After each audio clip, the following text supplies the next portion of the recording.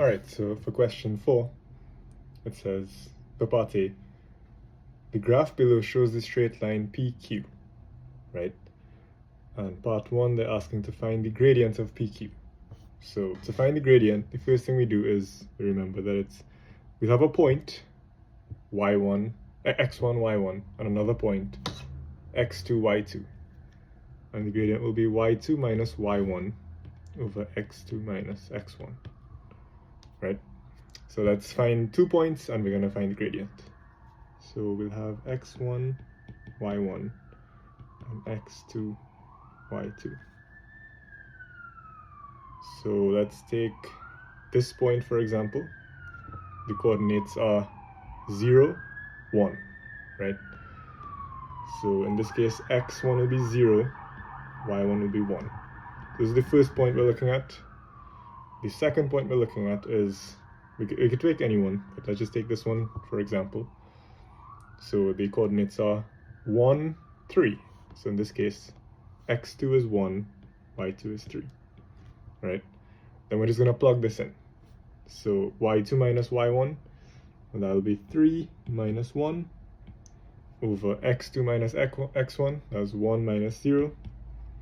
So that'll be 2 over 1, which is 2, right? So the gradient of the line PQ is 2 in this case.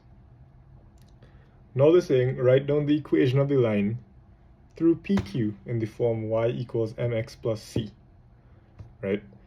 So in order to do this, we need to find what m is, which we just already did. So we know m equals 2, right? Now we need to find c, that is the y-intercept, right? So when x equals 0, what is y? If we just find out what that is what c is. That's what the intercept is. So to do that, we're going to look at when x is 0. So when x is 0, right, y is 1. So the intercept is 1.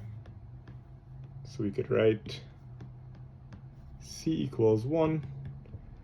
And now that we know what m is and we know what c is, the equation of the line is y equals mx, in this case that's 2x, plus c, which is 1.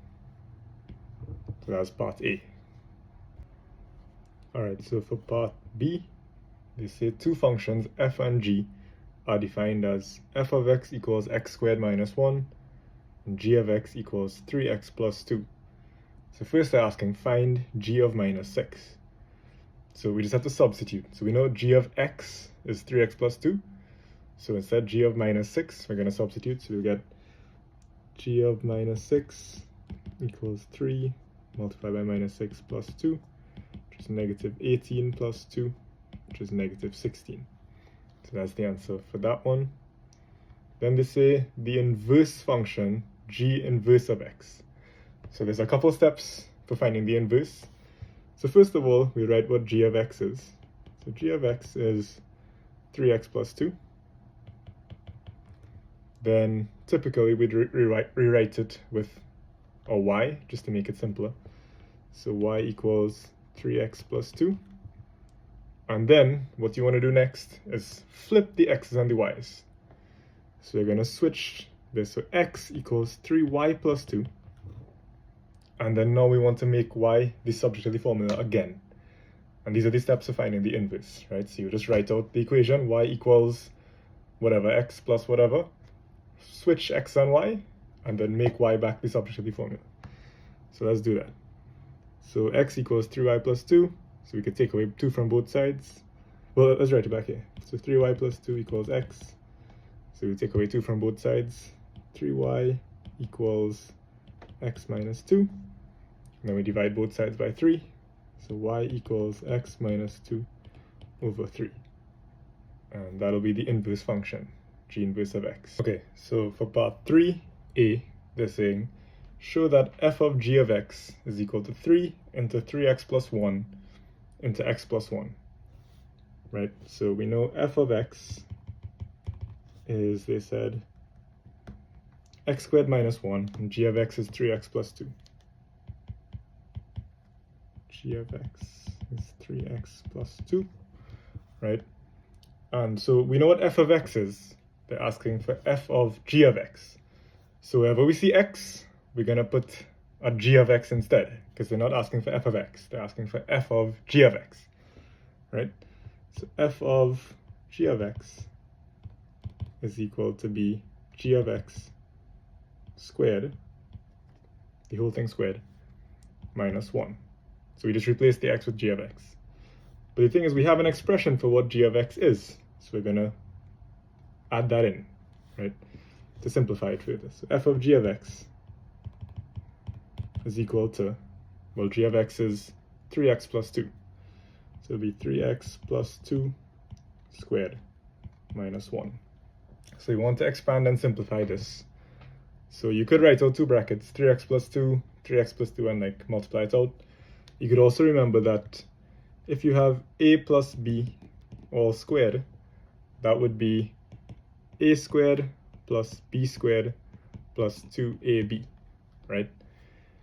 So in this case, our a is 3x, our b is 2.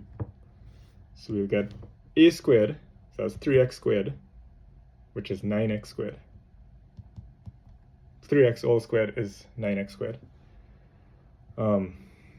Plus b squared, so this is b squared, so that'll be 2 squared, which is 4, plus 2 times a times b, so that's 2 times 3x times 2. So 2 times 3x is 6x, times 2 is 12x. So plus 12x minus 1. So just recognize that this is the same as this, just expand it out. And then we could continue simplifying it. So first we'll group the like terms, so 9x squared plus 12x. And then 4 minus 1 gives you 3, so plus 3. 3 is common to all these terms, so we could pull out a factor of 3. That'll be 3 into 9x squared, we'll get 3x squared. So 3x squared. 3 into 12x is 4x plus 4x, and 3 into 3 is 1. And you could just quickly double check to make sure whenever you factorize, you could just expand it back out really quick to make sure you did it properly. So if we were to multiply this back out, 3 times 3x squared would give us back our 9x squared. 3 times 4x would give us back our 12x. 3 times 1 would give us back 3. So we did it correctly. And then, if you notice, this is a quadratic, right? ax squared plus bx plus c. ax squared plus bx plus c. So we could factorize the quadratic, as we've been doing. I think we did a factorization in one of the earlier questions. So we'll get 3 into, and this will factorize into 3x plus 1 multiplied by x plus 1,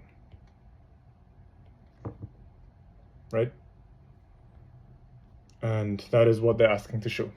So we have this, and they're asking to show that f of g of x is equal to that. So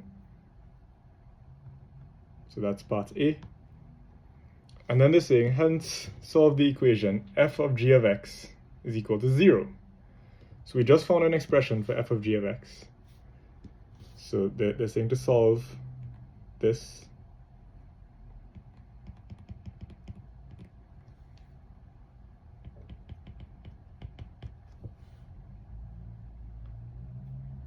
We could remove these brackets. These are just, not necessary over here. Yeah. So they're saying to solve this expression being equal to 0.